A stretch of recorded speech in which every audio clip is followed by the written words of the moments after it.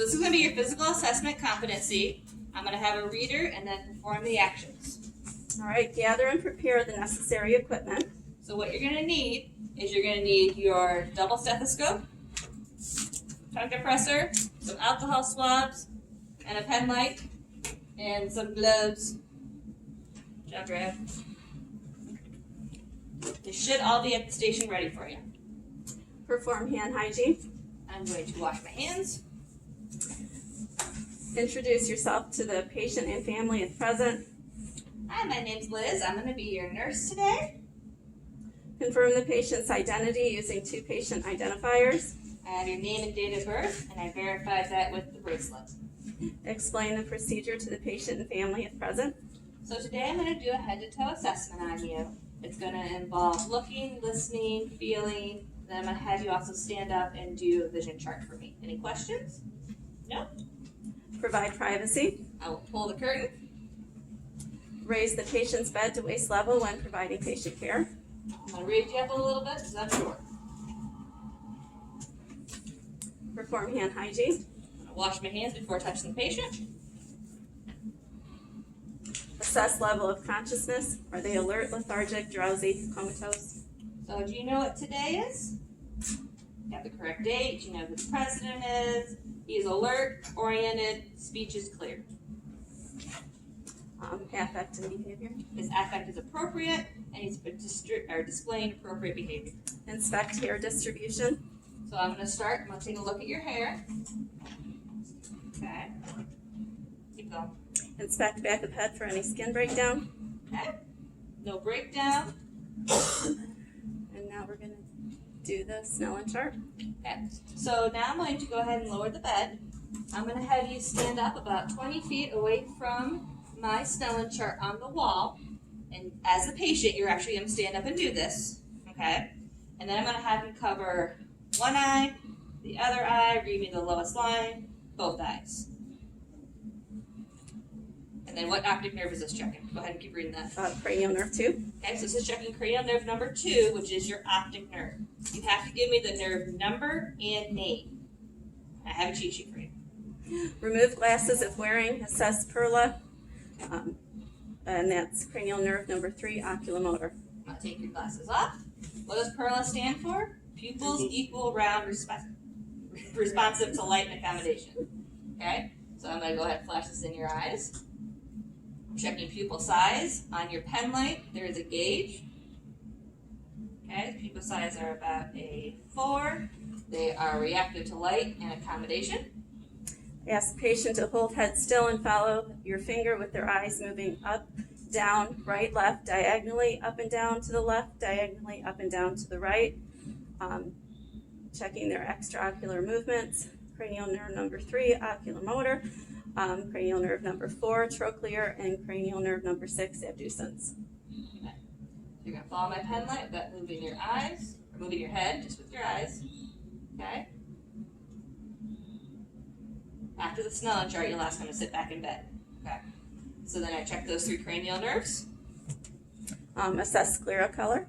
Okay? I'm going to check the sclera color, which is white. There's no sign of drainage. Assess conjunctiva color, presence of drainage. No drainage. Color looks good. Assess for presence of hearing aids. If present, state that you would remove for assessment. Okay. He has no hearing aids. Assess for presence of ear drainage or color of drainage present. I'm looking. There's no drainage in your ears, no hearing aids. Your ears look good. Assess for nasal flaring. Okay. Now you have to have the mask on as the patient and as the nurse. So I'm not going to be able to assess the nose or the oral cavity. So this is what you're going to have to tell me. I would assess for nasal flaring, drainage. Assess for, you don't need that, color of the drainage. Assess the color of the drainage. Ask patient to close eyes, occlude one nostril, and identify the smell of different substances such as alcohol. Repeat with the other nostril. This is cranial nerve number 1, olfactory. Okay. So I'm going to have you go ahead and close your eyes, obstruct one nostril. Can you smell this? Yep. And then other side, can you smell this? Yes.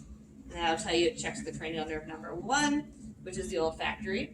I will have different scents available. There's going to be an alcohol swab. There might be some coffee, some peppermint. Pick your poison. Stand 1 to 2 feet away from the patient out of the patient's line of vision. Ask the patient to cover the ear not being tested. Determine whether the patient can hear a whispered sentence or a group of numbers.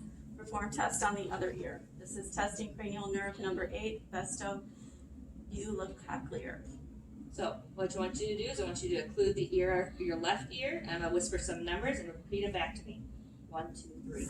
Repeat it back to me. I'm going to go up and around on the other side. I'm going to occlude that ear and repeat a different set of numbers and see if they can hear it. Assess color and moisture of mouth, lips, tongue, and mucous membranes. It's a verbal statement that you're going to give me because we're not taking the mask off, okay? So I'm going to say I'm going to check the oral cavity, mucous membranes. I'm going to check for dentures, any blistering, any lesions in the mouth. And put on gloves, ask patient to open mouth and say ah. Observe upward movement of the soft palate. Okay, again, the mask stays on. I'm going to put my gloves on. I'm going to have you open your mouth and say ah. Ah, soft palates moving equally. Test gag reflex by touching the posterior pharynx with a tongue depressor. Ask patient to swallow. This is testing cranial nerve number 9, glossopharyngeal, and 10 accessory. Okay, so I'm going to have you say ah, ah, checking gag reflex.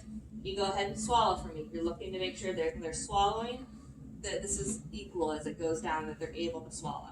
Again, mask stays on. Assess for facial symmetry. Have the patient smile, frown, wrinkle forehead, puff out cheeks. This is cranial nerve number 7, facial. Okay, so now I'm going to check your facial nerve.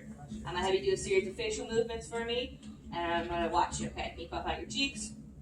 Can you wrinkle your forehead? Can you clench your jaw? You're looking to make sure it's symmetrical.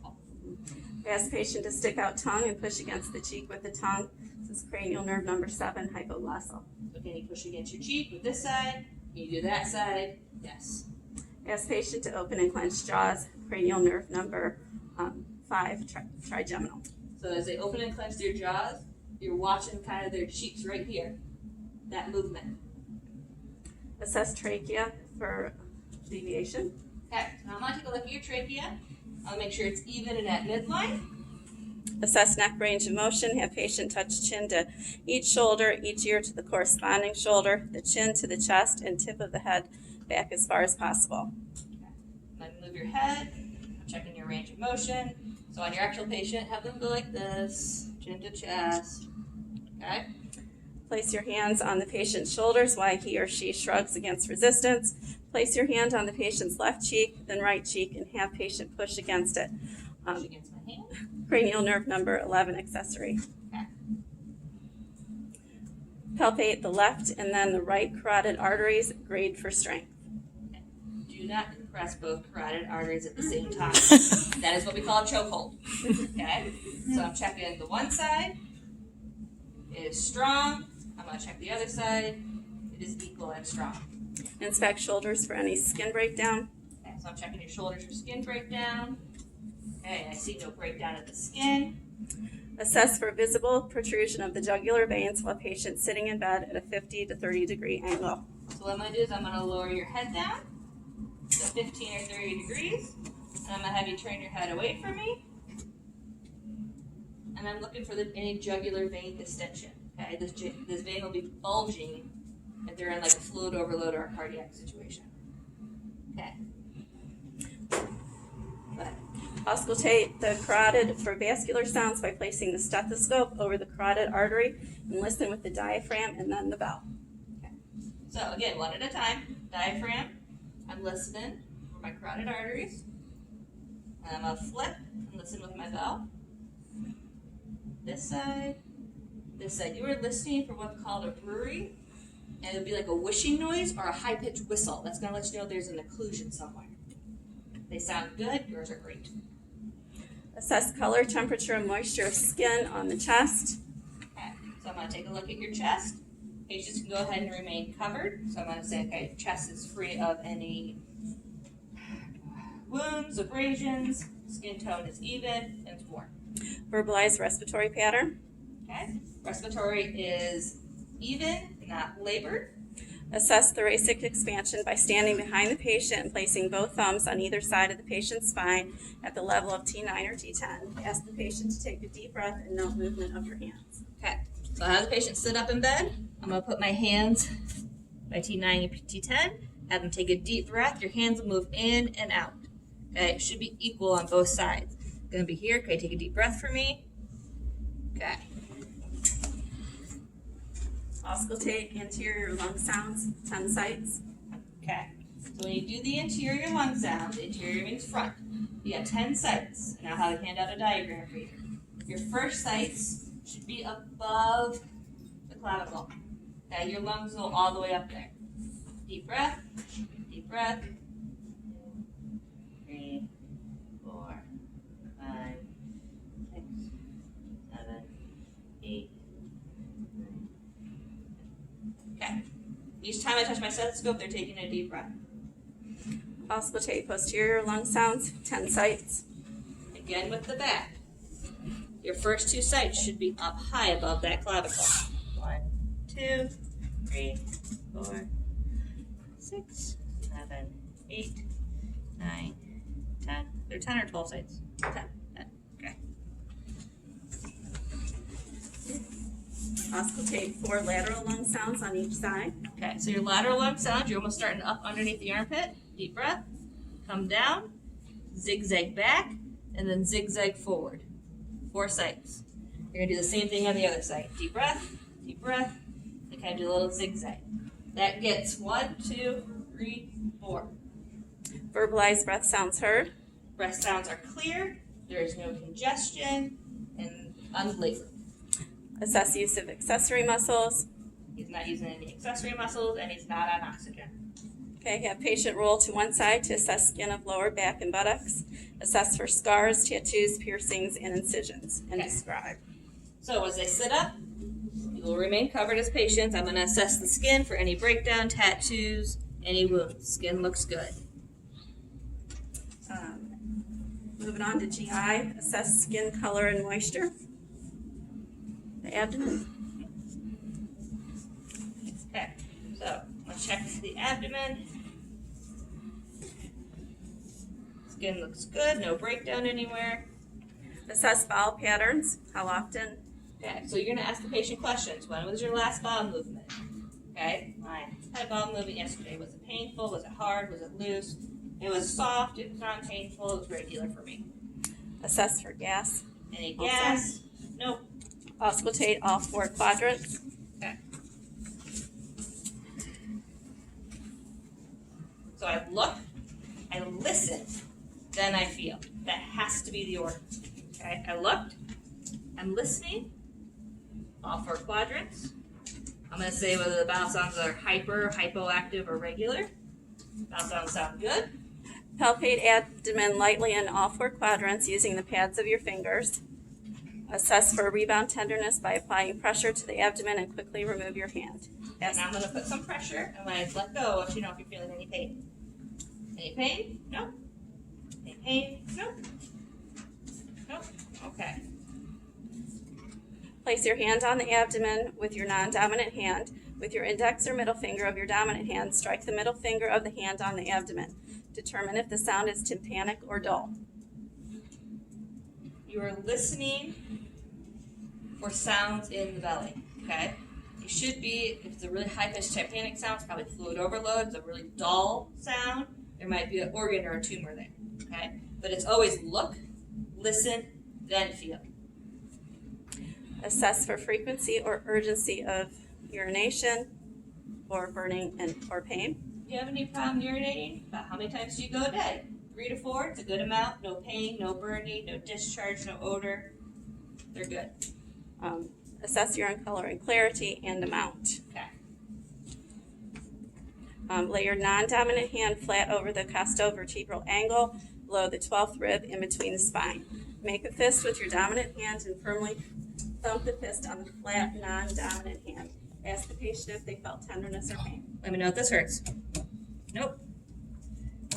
You are checking your kidneys, okay? Right where your ribs meet your spine, we're going to lay your hand gently, tap your hand. Do not knock the patient off the bed, okay? If they feel pain or tenderness there, it's a sign of problems with the kidney, Assess skin color temperature of the upper extremities. okay? I'm going to take a look at the arms. This arm's temperature looks good. Skin is warm, it's dry, it's intact. Inspect elbows for skin breakdown. Elbows look good. Elbows look good. Assess for edema, grade pitting edema if present. No edema is noted. Assess skin turgor. Is it tenting or elastic? I'm going to go ahead and pinch your skin. Skin looks good. As you pinch the skin, it'll stay tented, okay, if their patients are dehydrated. Assess color of nail beds and condition of nails. Okay, nails look good. Inspect for clubbing. No clubbing noted. Assess capillary refill. Okay, I'm going to pinch your fingers a minute. Capillary refill is about 2 to 3 seconds, so we're good. Everything looks good there. Palpate and compare radial pulses for strength and regularity. Now the radial pulses you can do at the same time, or you can do it one at a time. Assess ability to move upper extremities freely. Are you able to move your arms freely? Yeah, no issues there, no pain, no tenderness. Assess bilateral arm muscle tone and strength. Place your hands on the upturned forearms while the patient pushes up against resistance. Then place your hands under the forearms while the patient pushes down. Verbalize strength and quality. So I'm going to have the patients put their arms up. I'm going to push. Go ahead and push down on me. Go ahead and push up on me. It's equal, strong. Assess bilateral hand grasp. Verbalize strength and equality. Okay, go ahead and squeeze my hands. Equal. Assess for numbness, tingling. Any numbness or tingling in your upper arms, fingers, elbows? Nope. Assess skin color temperature of the lower extremities. Okay, so now I'm going to go down to the legs. Okay. Skin tone looks good. Color looks good. I don't see any wounds noted anywhere. Inspect heels for skin breakdown. I'm going to inspect the heels. As the patient, I'm going to ask you to kick off your shoes so they can assess. Assess for edema, grade pitting edema if present. I don't see any edema. Looks good. Assess hair distribution. Okay, hair distribution is good. There's no shiny spots where like the hair would be worn thin by underlying edema. Assess for wounds or ulcerations. I see no wounds. Assess color of nail beds. Okay, I'm going to take a look at your toes. Nail beds look good. Assess capillary refill. Capillary refill looks good on both toes. All toes. Okay. Palpate bilateral dorsalis pedis pulses. Verbalize strength and equality. Okay, you can do these pulses at the same time if you'd like. Strong and equal. Palpate bilateral posterior tibial pulses. Verbalize strength and equality. Equal and strong. Assess ability to move legs freely. Any problems moving your legs? Can you move them freely for me? Good movement. Assess dorsiflexion. Verbalize strength and equality. Can you push against my hands? Okay. How about this way? Okay. Assess plantar flexion. Verbalize strength and equality. Assess for numbness and tingling. Any numbness or tingling? Nope. I think we missed a cardiac assessment in there. Yes, we did. Okay. Now, where did I miss that? We're going to go back up to, should be around the chest. It's going to be your cardiac assessment. Here's my disclaimer. It's for the video too. A head-to-toe assessment in the printout goes head to toe. The order of operation doesn't matter for competency, okay? So if you want to go ahead and get all your cranial nerves out of the way first, do that. If you draw in a blank and want to do the legs and the arm assessments first, you can do that first. The only order of operation that matters is the abdominal assessment. You have to look, listen, then feel. You go out of that order, that's an automatic fail, okay?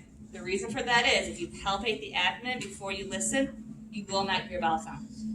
You have to listen before you touch. Okay? If when you're on the back of the patient, you want to do your lung sounds, thoracic expansion, your kidney checks, check for skin breakdown all at once while they're sitting up, you can. Okay? So let's go back and hit the cardiac assessment. Okay, identify the anatomical location, the name of the aortic, pulmonic, tricuspid, and mitral heart valve sounds and auscultate. Okay, so I'm looking for my aortic first. It's going to be on the right sternal border, second space down, second costal space. So 1, 2, right sternal border is my aortic. Okay, you're going to listen there. Okay, you're going to come right across the sternum to your pulmonic. second intercostal space, left sternal border. Okay? This is your pulmonic. Now you're going to come down to the fourth or fifth intercostal space. You kind of have to, I think it's the fourth on your paper. And that's your tricuspid. Okay? Now you're going to go straight across to your mitral. It's mid-clavicular line, fifth intercostal space. So you make like a Z. Second space right side, aortic. Second space left side, pulmonic. Go down to the fourth space for your tricuspid, and then scoot over to the fifth space, mid-clavicular line for your mitral. That is where you listen to your apical pulse at the mitral valve. Auscultate apical rate for 1 minute. Measure and document the rate and rhythm. Okay, so I'm going to say, okay, this is my instructor. You're going to get this one. I'm going to get this one. Please practice with these stethoscopes because they're a little harder to hear. Okay, I'm going to find my apical pulse. And when I'm ready, I'll tell my instructor, okay, we're going to start the time now. And we're going to count for a minute. And then I'm going to tell her what I got. She's going to tell me what she got. You have to be within 4. You have to be within 4. Okay? So we're going to practice this. Make sure you practice with these stethoscopes. Okay? So then we're going to perform hand hygiene. Return the level of bed to the lowest position. Make sure the call light is within reach and document the procedure. Okay. So it's all going to be verbal stuff. Put the bed down, wash my hands, take my gloves off, and I'm going to document. At the end of the competency, if you have time left, you can go through and catch things that you might have missed. Okay, so take a minute to stop and think. I did my head, I did my cranial nerves, I did lungs, I did heart, I did GI, I did GU, I did arms, I did legs. Okay, you can go back through and get points if you are going too fast or you missed something. Okay, the only automatic fails on this one are wrong order for your abdominal assessment, and then being disrespectful. Don't throw things at me, don't cuss at me. Okay? And then the time limit, I believe. Right, all the automatic fails. Automatic apical pulse. And then the apical pulse, if you're off 4 on the apical pulse. Now say you're listening to your apical pulse and you lose it, don't panic. Tell your instructor, I lost it, I'm going to go ahead and restart. Okay? And then we'll restart the apical pulse together. Okay? Alright, we'll go ahead and stop the video now.